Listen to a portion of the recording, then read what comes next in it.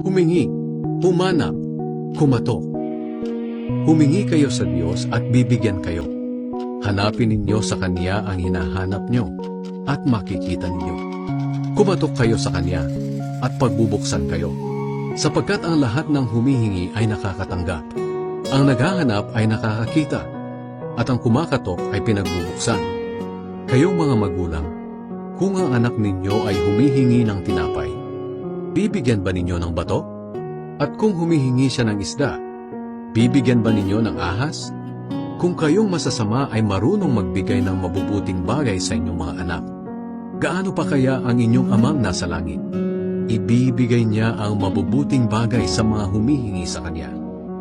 Gawin ninyo sa inyong kapwa ang gusto ninyong gawin nila sa inyo. Ganyan ang tamang pagsunod sa kautusan ni Moises at sa mga isinulat ng mga propeta. Ang makipot na pintuan.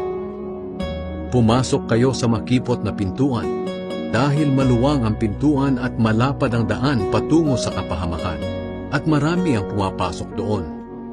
Ngunit makipot ang pintuan at mahirap ang daan patungo sa buhay na walang